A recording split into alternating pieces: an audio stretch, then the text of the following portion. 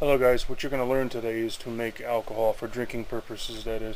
I've been making alcohol since I was, stalling here, so I'm trying to remember. I think since I was 13 years old. Now, you're going to have the recipe below in the description, unless they move it again somewhere else on YouTube, but for right now it's going to be below. The main principle when you're making this, there's a few of them, but the main thing is, and some people are confused by how alcohol is made or what to do after they make the mixture, is you have to, what's inside, let it out and not let anything back in. What that means is you have everything inside here, your yeast, which you can buy in a little 3-little packet at any store, bakery, so on and so forth. Anyhow, this container is no longer used for making alcohol, but this is the container that was used for it. So my mixture was here, and clear hose, which you can get at hardware stores. It's also the same kind of hose that's used in oxygen masks and stuff. It's the same kind of hose, and you might know where else to get it, because it's pretty much is food grade, alright, but you're not going to be drinking out of it. But everything needs to be food grade. When you get your bucket, this here was used for food. Do not use paint containers or anything else, because the plastic has chemicals that gets right into anything you put in there. It's not made for human consumption, and it will kill you. Alright? Not necessarily that day, but it's very, very dangerous to do. So anyhow, I don't know what you can see here, but I'm going to try. I took the container, I drilled a hole in it, and I put something, I guess it's called a reducer. In other words, it comes out of the top, and it goes smaller as it comes out. It looks like a cone.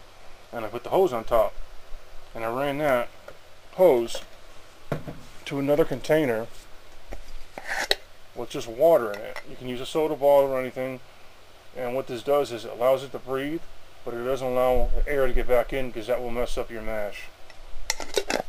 It'll be no good. It'll stink like fart.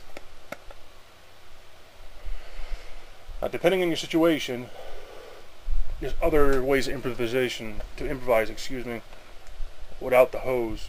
One way I've used is I take a plastic coffee container, I think it was Folgers, had a red top on it. I put a hole in it, and I took a cigarette filter, took the tobacco out obviously, made my mixture in the container, and I put the filter in there. What it allowed is it allowed the CO2 to come out so it can breathe, and didn't allow anything in. You know nothing's going to get past the filter.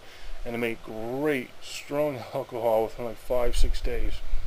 Now, depending on how much sugar you have, how much yeast, your temperature, and how airtight you have it, and multiple other factors, how well you mixed it, it will take anywhere between 5, and this is pushing it very high, to like 13 days. As I said, pushing it high.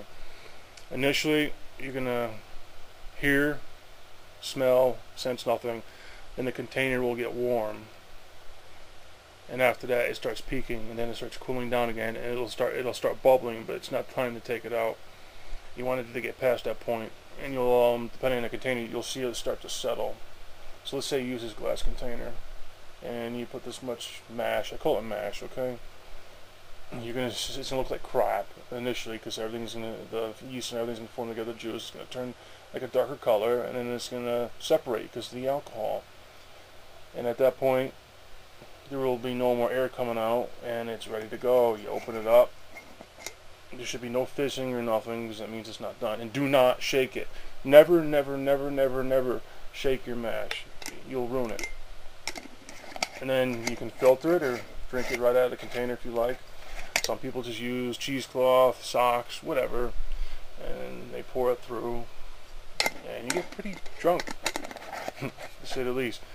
Well, there isn't much discussion here, because I don't want to sit here and make a video and give you all the details and show you all the things you can buy. But pretty much the idea is all the same no matter what, because what works for me will work for everybody else. So what I'm trying to do is make a video that's very versatile that everybody can relate. Some people take, and I don't recommend doing this, putting a balloon on top of a soda container. Granted, it works, but it holds pressure in there, and unless you're right on it,